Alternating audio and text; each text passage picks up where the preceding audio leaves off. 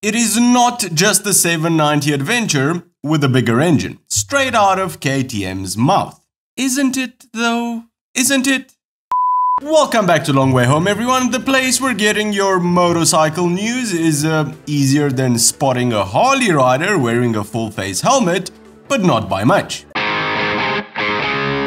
The prize for the worst press launch this year, in my opinion, unfortunately goes to KTM for their latest 890 Adventure launch. If you've come here wanting to know such useful facts like, the bike's weight, we don't know. KTM hasn't told us yet, or the price for that matter. How much will it actually cost? We don't know that either, or whether the 890 Adventure will be replacing the 790 Adventure. I mean, we could guess, but we usually do that before official press releases, not after. There are, however, a couple of things KTM did mention about the 890 Adventure, so stick around while we see what KTM's latest adventure bike is all about.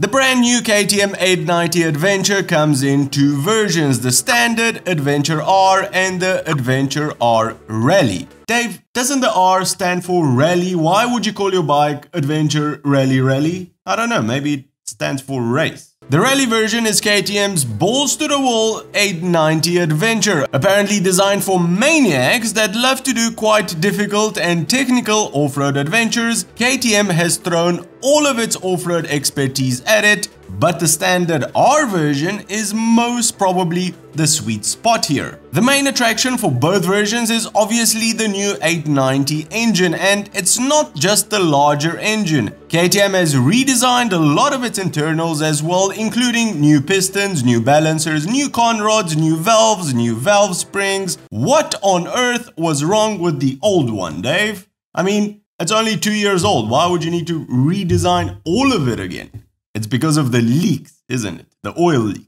It's stronger now. It doesn't leak. At the end of the day, all of this engine tinkering means that the 890 puts out 105 horsepower, which is 10 more than the 790 Adventure, and 100 Newton meters of torque, which is about a 13% increase, and that's what we want to see. Low rev rideability, like on technical off-road terrain, has also been improved by the use of a heavier crankshaft. Updated to Euro 5 specs as well, the new 890 engine, at least on paper, is faster, torquier, and cleaner than the 790, an improvement on all fronts. On a side note here, this will be pretty much the engine inside the soon-to-be-announced Northern 901, so around 105 horsepower is definitely what we're looking at. 10 more horsepower than BMW's 850 GS. Can't wait to see that bike out already. Back to the 890, KTM has apparently also worked on the quick shifter by making it smoother, and has also made the clutch a bit more heavy duty by using different friction plates. ABS and traction control have also been upgraded to provide better use for off-road. Iterative updates, not bad,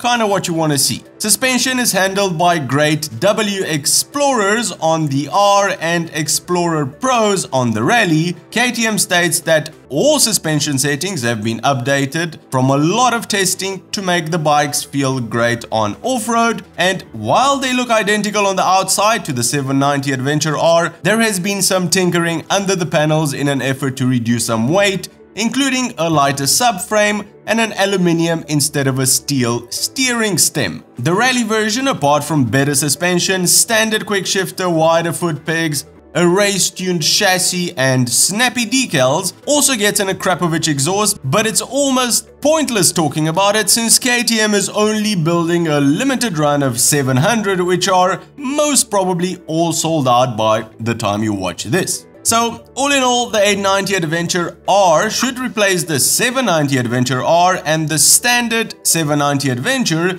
should still remain in KTM's lineup as their more road-oriented adventure bike. But all of this is speculation because KTM hasn't mentioned anything about this as of now. November is the lucky month. We should be seeing the 890R on dealership floors, and maybe by then KTM will be kind enough to grace us with the price for the new 890 Adventure. Comments time with the limited amount of info you've just received. Thanks KTM. The 890 Adventure R is obviously better than the 790 Adventure R because of all the little tweaks and updates KTM has implemented. But do you think a bump in engine size and, let's be honest, obviously weight was at all necessary? Didn't the 790 have just enough power for a mid-weight adventure bike, or was more needed? Let us know in the comments below. Well, that's the show for today, everyone. If you've enjoyed it, give it a big thumbs up, and if you think you've learned something new, consider subscribing or becoming a patron to help us make more of these shows. Cheers, and I'll see you on the next one.